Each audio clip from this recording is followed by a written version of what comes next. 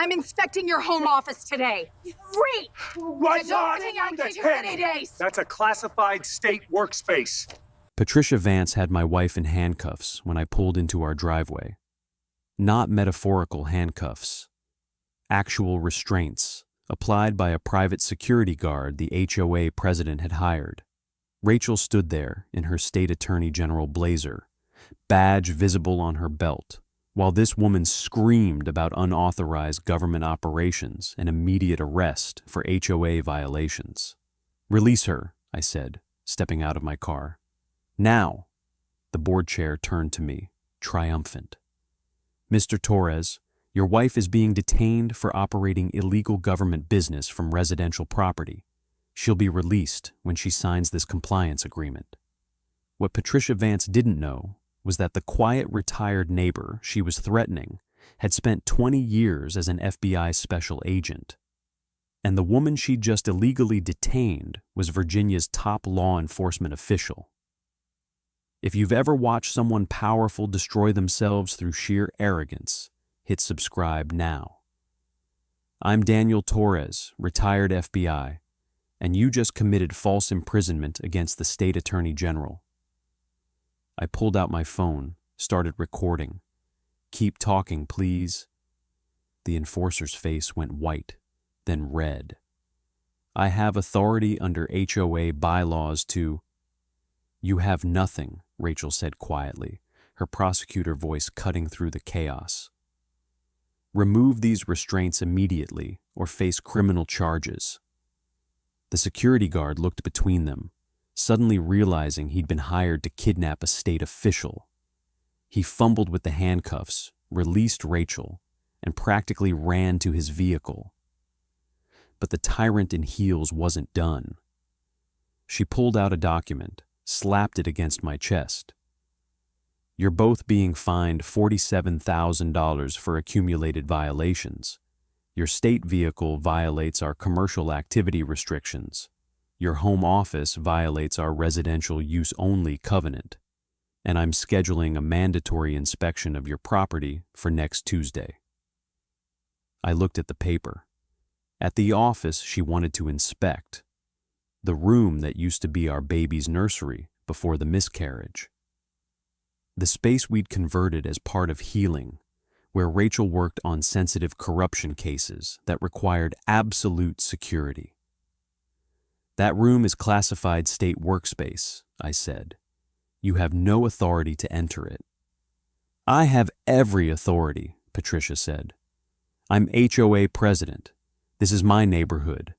And government employees don't get special treatment just because they think they're important."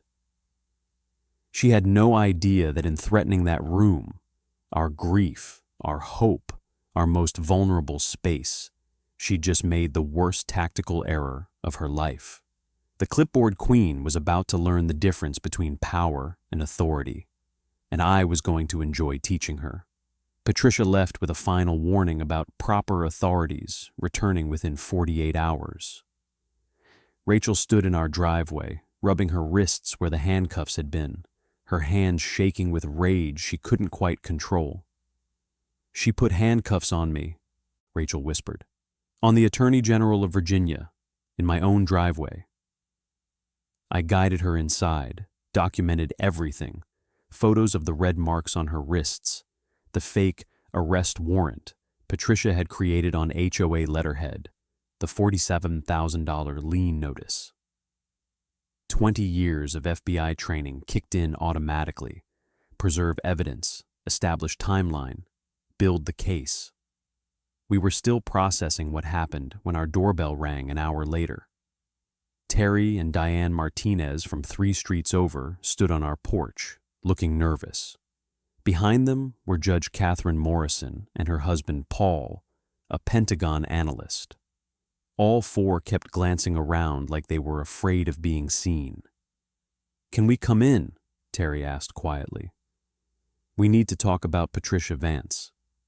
They sat in our living room and told us stories that made my blood run cold. Judge Morrison had been cited for parking her judicial vehicle in her own driveway. The enforcer claimed federal court vehicles violated commercial activity restrictions.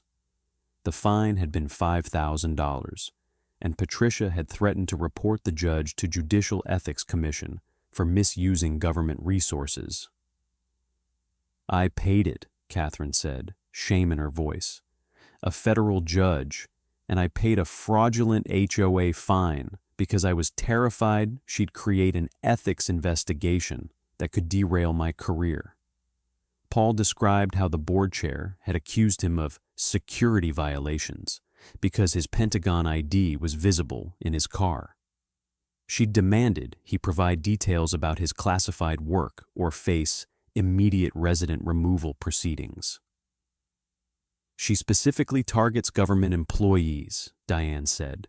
"Anyone with authority, anyone who might challenge her.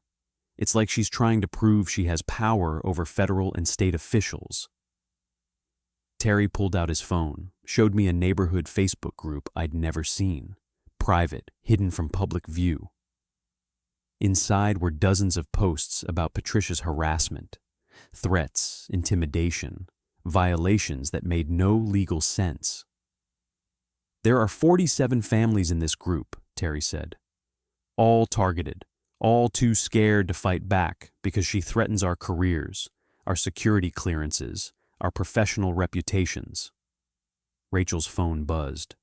A text from her deputy AG. "Ethics Commission opened formal inquiry based on HOA complaint. Need to discuss tomorrow. The tyrant in heels hadn't just attacked us. She'd weaponized the ethics system against my wife's investigation of a corrupt state senator. This wasn't HOA enforcement. This was something far worse."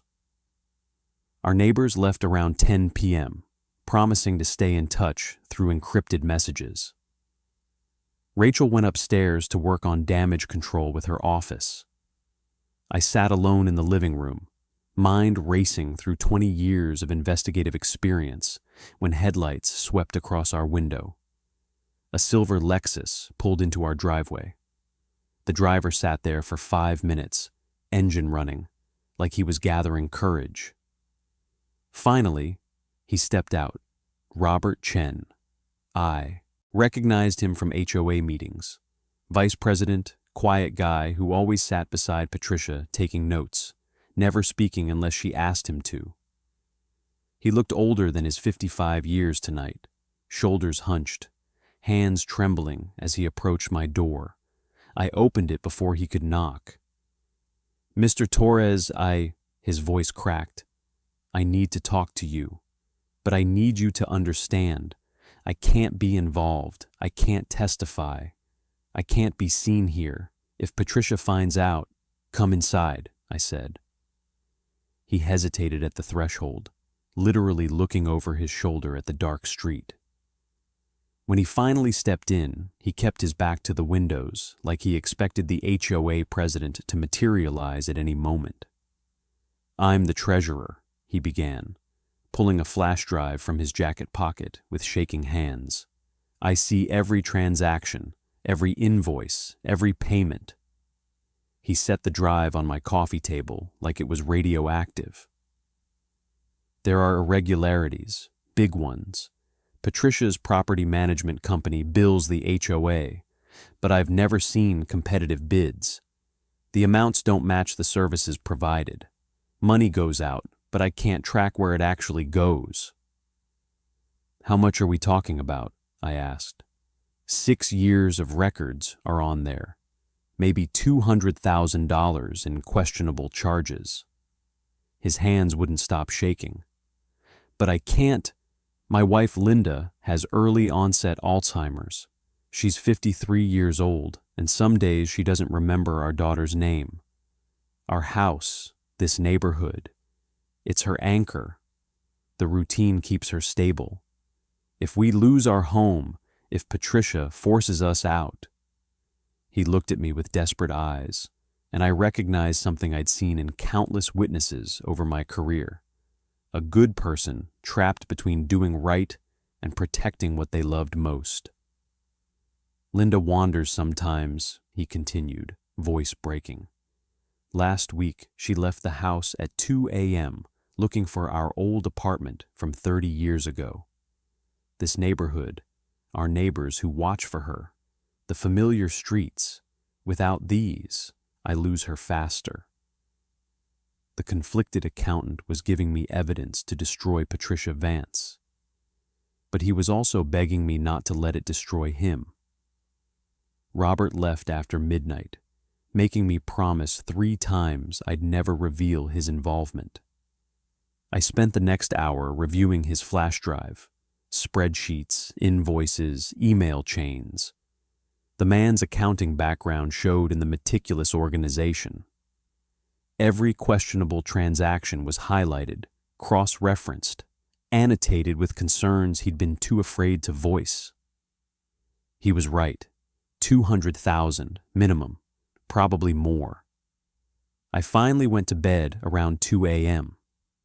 Rachel was already asleep, exhausted from crisis calls with her office.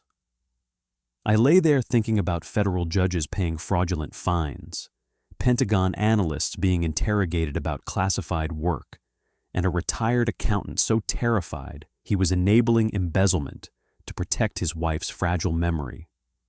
The HOA president had built an empire on fear. My phone woke me at 6:30. Unknown number. I answered anyway.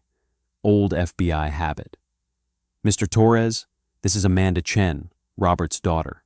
Dad had me call because he's too scared. She sounded young, maybe late 20s.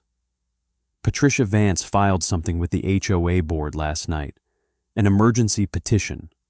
She's claiming you and your wife are running unauthorized government operations that endanger community security. There's a hearing scheduled for next Tuesday. What kind of hearing? Resident removal proceedings. She's trying to force you to sell your house and leave within 30 days. I sat up, suddenly wide awake. On what grounds?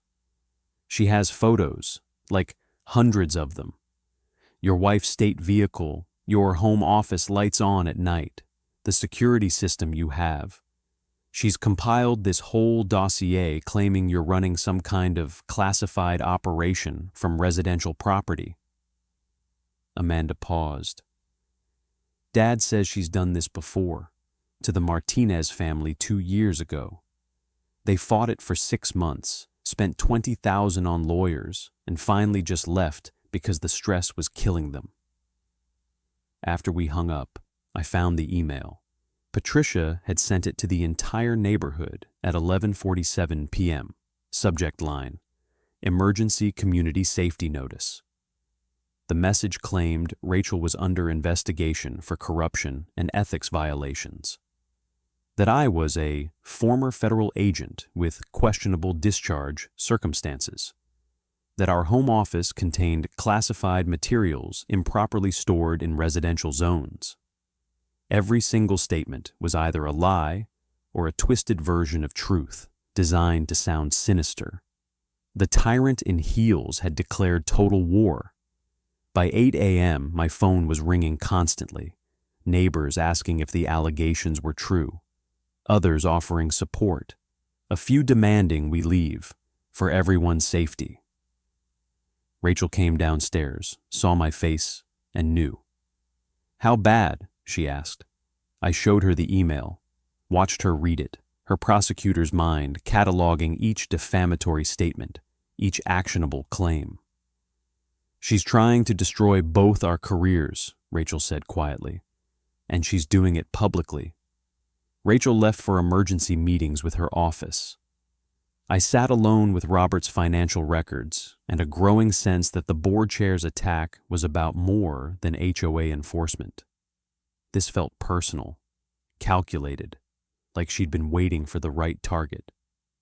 I needed to understand the legal foundation she was standing on. The county clerk's office opened at 9. I was there at 9:02, requesting every document related to Riverside Meadows HOA, articles of incorporation, CC&Rs, amendments, board certifications. The clerk, a woman named Sandra who recognized me from my FBI days, pulled the files without question. You investigating the HOA? She asked quietly. Why do you ask? Because you're the third person this month requesting these records, and Patricia Vance called yesterday threatening legal action if we release them to unauthorized parties. Sandra smiled, which made me very curious about what she's trying to hide. I spread the documents across a reading table in the county archive room. Articles of incorporation from 2008, original CC&Rs, board election certifications, amendment logs. And then I found it. The CC&Rs had last been formally updated in 2007, before the development was even built. There were handwritten annotations, informal board votes recorded in meeting minutes, but no official amendments filed with the county. Virginia HOA law had changed significantly in 2019, requiring specific compliance updates, financial oversight provisions, enforcement limitations. Riverside Meadows, HOA had never updated their governing documents to comply. Every rule the enforcer had been enforcing for the past 4 years was legally questionable. The fines she'd collected, the liens she'd placed, the emergency powers she claimed, all potentially invalid under current Virginia law. I pulled out my phone, started photographing everything. Then I searched for Patricia Vance's attorney credentials, found her bar number, looked up her status, disbarred. August 2015. Ethics violations related to client trust account mismanagement. But Robert's record showed Patricia had been signing legal documents on HOA letterhead, providing legal guidance to board members, even representing the HOA in disputes with residents. All the things only licensed attorneys could do. Unauthorized practice of law, a criminal offense in Virginia. I sat back, puzzle pieces clicking into place. The tyrant in heels had been running an HOA with invalid legal authority while practicing law without a license. And she'd gotten away with it for years because nobody had thought to check the basic legal foundation. She'd targeted Rachel specifically because an attorney general would eventually notice these problems. We weren't random victims. We were threats to her entire operation. My phone buzzed. Text from Rachel. Ethics investigator wants to interview me tomorrow. This is escalating fast. Time to escalate faster. I got home to find a certified letter waiting. Not from the HOA, from Patricia Vance personally, on her property management company letterhead. Dear Mrs. Torres, as a concerned citizen and community leader, I feel obligated to report serious concerns regarding your conduct as Attorney General. Your operation of state business from an improperly zoned residential property, combined with what appears to be misuse of state resources, vehicle, security systems, classified materials, demands immediate investigation. I am prepared to bring these concerns to media attention unless you agree to voluntary compliance with community standards. I will be at your residence Tuesday at 10 a.m. to conduct the scheduled inspection. Failure to provide access will be considered obstruction and reported to appropriate oversight authorities. Respectfully, Patricia Vance, Escairns. She was still using Esquire, despite being disbarred 8 years ago. The letter included a list of items she intended to inspect in our home office. Equipment lists, file descriptions, details that could only damage Rachel's active corruption investigation if disclosed. This wasn't HOA enforcement. This was blackmail. Rachel came home an hour later, and I'd never seen her look so defeated. She dropped her briefcase, sat at our kitchen table, and just stared at nothing. The ethics investigator scheduled a formal interview, she said, and my boss suggested I consider recusing myself from the state senator investigation, just temporarily, until this gets resolved. He's worried about appearance of impropriety. Patricia's winning, I said. Patricia's destroying everything we've worked for. Rachel's voice cracked. That case against Senator Morrison? 3 years of work, evidence of bid rigging, bribery, wire fraud. We're 2 weeks from indictment, and now I have to step back because some HOA president filed a complaint. She pulled out her phone, showed me an appointment reminder. Dr. Kendrick, her fertility specialist. Tomorrow, 2 p.m. I was going to tell you tonight, Rachel whispered. We have another consultation about trying again after... She couldn't finish the sentence. Didn't need to. The miscarriage 6 months ago hung between us like a ghost. Dr. Kendrick said last time that stress is the biggest factor, that my cortisol levels were too high for successful conception, that I needed to reduce anxiety before we tried again. Tears started falling. And now I'm under ethics investigation, fighting to keep our home, watching my career crumble. How am I supposed to... She broke down completely.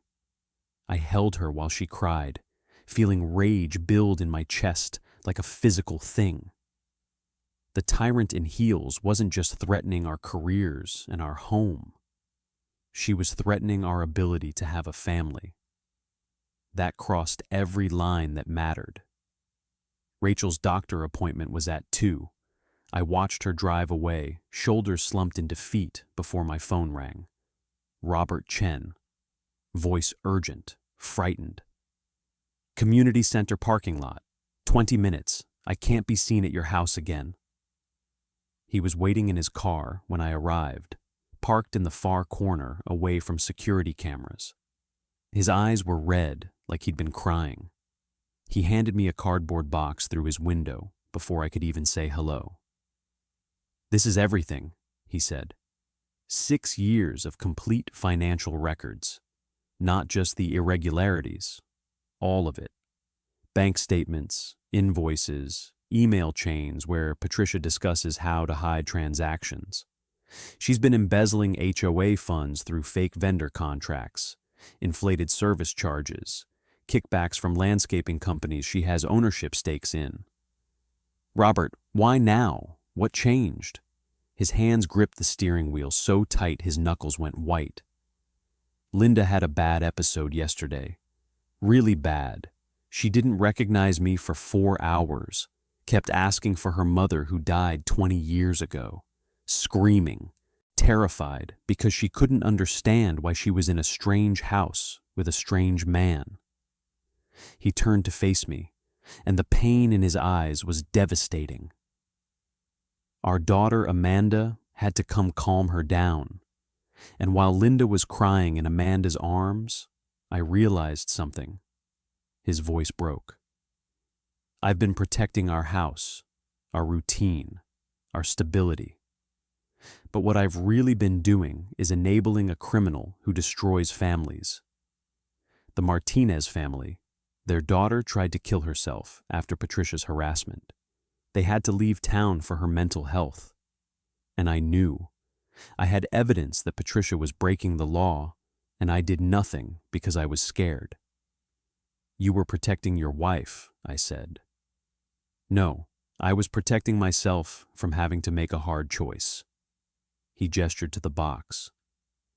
In there are emails where Patricia specifically discusses targeting your wife. She knew Rachel was the Attorney General before you moved in. She researched her, found out about the corruption investigation. Patricia's been receiving payments from someone connected to Senator Morrison, the man your wife is prosecuting. The world tilted. She's not just an HOA tyrant, Robert continued. She's being paid to neutralize Rachel. The harassment, the ethics complaint, the security concerns. It's all designed to force Rachel off that case. He pulled out one more document. A bank transfer record, $50,000 from an LLC owned by Senator Morrison's campaign treasurer. Payment date, 2 weeks after we moved in. The board chair wasn't just corrupt. She was part of a conspiracy to obstruct justice. I brought Robert's evidence home and spread it across my dining room table like I was back at the FBI building a RICO case. Because that's essentially what this was: organized criminal activity hiding behind HOA authority. 20 years of investigative experience kicked in automatically. I created timelines, cross-referenced transactions, mapped connections between Patricia's embezzlement and the senator's money, built evidence chains that would hold up in court. But this wasn't just about building a case anymore. This was about dismantling the tyrant's entire operation before Tuesday's inspection gave her access to Rachel's classified workspace. I made 3 calls. First, Marcus Webb, former FBI colleague now working DOJ Civil Rights Division. Marcus, hypothetically, if someone was targeting federal employees and state officials through HOA harassment, would that be a federal crime? Depends. If there's a pattern of targeting government employees specifically, and if it's designed to interfere with official duties. That's potential obstruction, maybe even conspiracy. He paused. Why do you ask? I'll send you a file. Tell me what you think. Second call. Rachel's deputy AG, carefully explaining that I had evidence of payments from Senator Morrison's associates to our HOA president, and that the harassment might be obstruction of justice related to Rachel's investigation. She needs to recuse from anything involving our situation, but someone needs to look at this. Third call, Jennifer Park, investigative journalist with the Washington Post, who'd been covering HOA abuse stories statewide. Jennifer, how would you like documents proving an HOA president has been embezzling funds, practicing law without a license, and possibly obstructing a state corruption investigation? I'd like that very much. How solid is the evidence? 6 years of financial records from the HOA treasurer, bank transfers, email confessions, and CC&Rs that haven't been legally updated since 2007, meaning every fine she's collected is potentially invalid. Jennifer's silence told me she understood the implications. Daniel, if what you're saying is true, this affects more than just your HOA. Patricia Vance manages 2 other communities in Virginia. We could be talking about hundreds of families paying illegal fines, facing invalid liens. 540 families across 3 HOAs, I said, having already done the math. Roughly $1.2 million in potentially recoverable fines. Send me everything. I hung up and pulled out county records for the other 2 HOAs Patricia managed. Same pattern, outdated governing documents, no legal compliance with 2019 Virginia law changes, years of enforcement actions that lacked proper legal standing. The enforcer had been running the same scam across multiple communities, and now I had documented proof of all of it. Monday morning, I filed 3 documents simultaneously.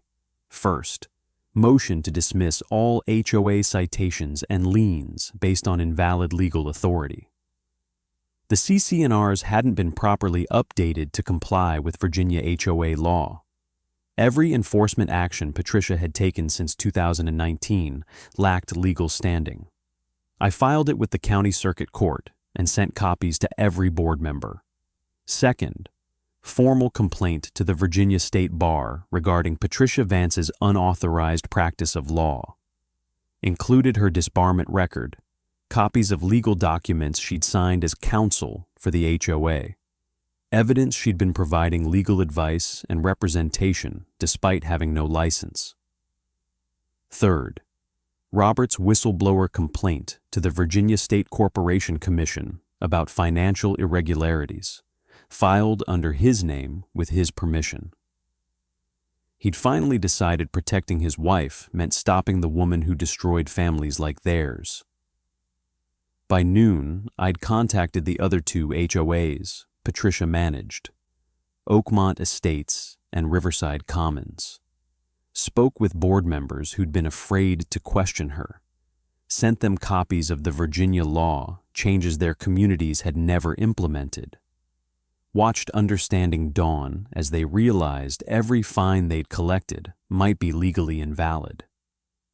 We've collected over $400,000 in violation fines in the past 4 years, Oakmont's treasurer said. If those fines were illegal, your HOA could be liable for refunds, plus interest, plus potential damages for harassment under color of authority. I heard the panic in her voice. We need to talk to our attorney. You don't have one.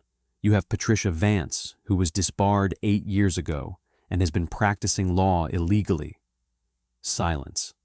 Then, oh my God. By end of business Monday, all 3 HOAs had received notice from the State Corporation Commission requiring immediate financial audits. The State Bar had opened an investigation into Patricia's unauthorized practice, and the Washington Post had scheduled an article for Wednesday's edition, HOA President's House of Cards, Embezzlement, Illegal Fines, and Obstruction of Justice. Jennifer Park had worked fast, verifying everything, getting statements from affected families. The story was devastating. I sat in my home office, the converted nursery that Patricia wanted to inspect tomorrow, and felt pieces clicking into place. The board chair had built her empire on legal technicalities and intimidation. Now those same technicalities were going to destroy her. My phone buzzed. Text from Terry Martinez. Emergency HOA meeting called for tomorrow night. Patricia's demanding immediate vote on your removal before your motion gets heard. She's panicking. Good. Panic meant mistakes. And I was counting on her making one more big one. If you've been following this journey and want to see how justice finally catches up with people who abuse small amounts of power, stay with me. Tomorrow's confrontation is going to be unforgettable. Tuesday morning arrived with Patricia's promised inspection scheduled for 10 a.m. Rachel had taken the day off, partly to be present, partly because her deputy AG had quietly suggested she avoid the office while the obstruction allegations were being investigated. We sat in our living room waiting, all the evidence organized, every document ready. I'd notified County Sheriff that a disbarred attorney might attempt to enter our home claiming legal authority she didn't possess. Patricia arrived at 9:58 a.m. Not alone. She'd brought a locksmith, a private investigator, and someone in a cheap suit holding a clipboard who was apparently her legal counsel. She marched up our driveway like she owned it. I opened the door before she could knock. Mr. Torres, I'm here to conduct the mandatory inspection per HOA authority, she announced, loud enough for neighbors to hear.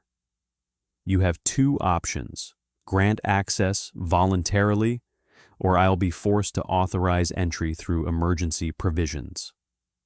You have no such authority, I said calmly. I have every authority. I'm HOA president, and you've been in violation of bylaws that haven't been legally updated since 2007. I held up the county records. Virginia HOA law changed in 2019, requiring specific compliance amendments. Riverside Meadows never filed them. Your enforcement powers don't legally exist. The tyrant's confident expression flickered. That's ridiculous. Our attorney reviewed. You don't have an attorney. You were disbarred in 2015, and you've been practicing law illegally for 8 years. I looked at the man with the clipboard. Is he a licensed attorney? The man cleared his throat. I'm a paralegal with... So no. I pulled out my phone, showed Patricia the State Bar investigation notice. You're under investigation for unauthorized practice of law. Any legal documents you've signed, any legal advice you've provided, all potentially invalid, including today's inspection authorization. Her face went white. You can't. I already did. State Bar received my complaint yesterday, along with evidence that you've embezzled over $200,000 from HOA funds, violated fiduciary duties, and possibly obstructed justice in a state corruption investigation. The private investigator she'd brought took a step back, suddenly wanting no part of this. Tonight's emergency board meeting, I continued, it's not about removing us. It's about removing you. Robert Chen has already submitted evidence to the State Corporation Commission. 3 HOAs you manage are under audit. 540 families are learning they paid illegal fines. Patricia's hands were shaking now, her carefully constructed authority crumbling. The Washington Post publishes tomorrow, I said. Your story. Every family you destroyed. Every law you broke. Everything. The enforcer finally understood. She'd lost. The community center was packed by 7 p.m. Every seat filled, people standing along the walls, overflow crowd in the hallway. Word had spread through all 3 HOAs Patricia managed, families who'd paid illegal fines, residents who'd been harassed, neighbors who'd been too afraid to speak up. The board chair sat at the front table, alone. Her usual confident posture was gone, replaced by something defensive, cornered. Robert Chen sat as far from her as possible, financial records stacked in front of him. The emergency meeting was supposed to be about our removal. Patricia opened with her prepared presentation. Photos of Rachel's state vehicle, claims about security risks, accusations about unauthorized government operations. But halfway through her slideshow, Robert stood. Point of order, he said, voice shaking but clear.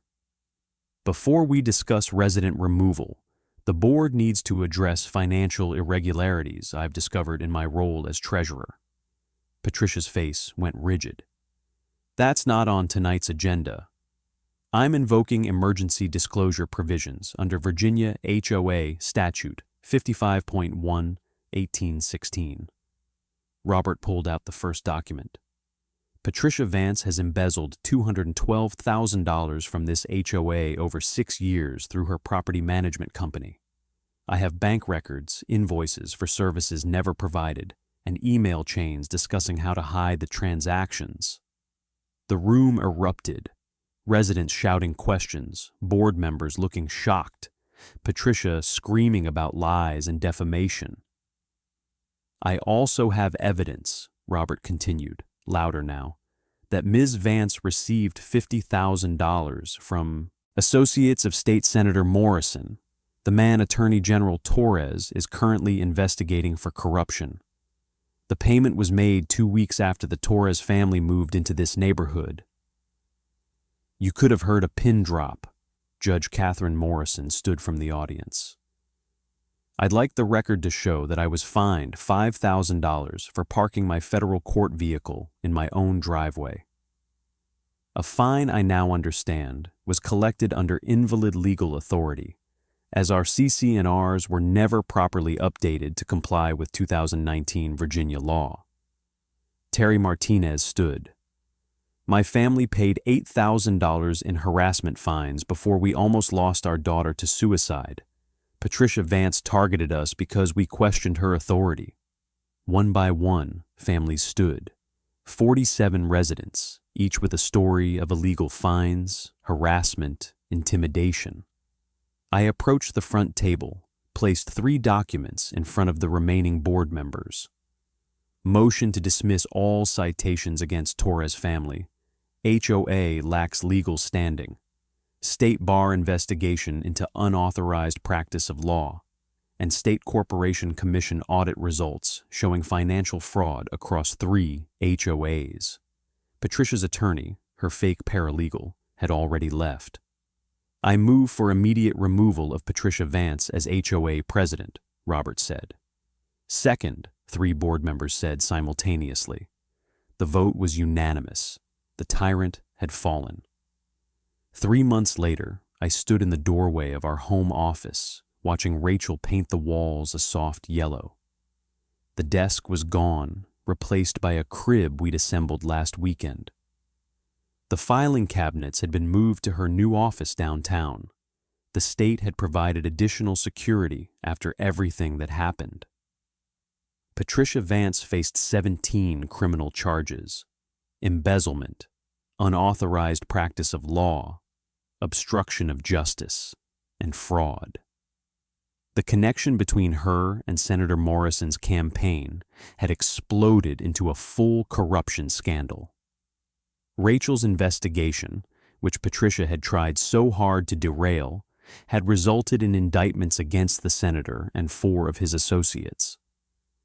Ironically, the deputy AG prosecuting Patricia's case was the same one who'd suggested Rachel recuse herself 3 months ago. The Washington Post article had triggered a statewide review of HOA governance.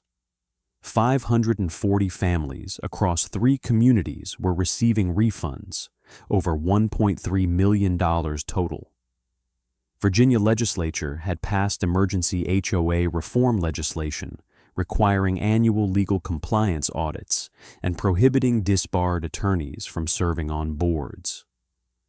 Robert Chen was now president of Riverside Meadows HOA. His first act was implementing complete financial transparency and term limits. His second was creating a community support fund for families recovering from Patricia's harassment. Linda Chen's condition was stable, and Robert had told me last week that having purpose again, being able to help instead of hide, had given him strength he didn't know he had. Judge Morrison, the Martinez family, and 32 other households had filed a civil suit against Patricia for damages. She'd already declared bankruptcy, but the judgment would follow her forever. "Come here," Rachel said, pulling me from my thoughts. She took my hand, placed it on the small swell of her belly.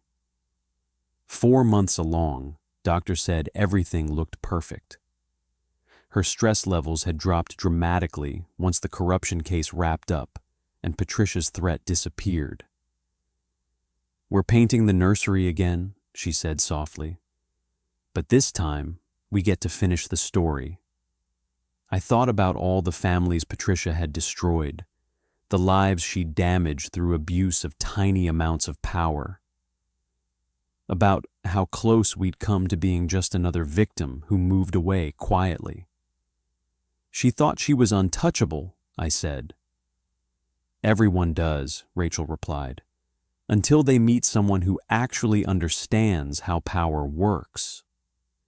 We stood there in the yellow room that had been a symbol of grief, then a workspace born from healing, and now finally what it was always meant to be, a nursery for our daughter, due in August.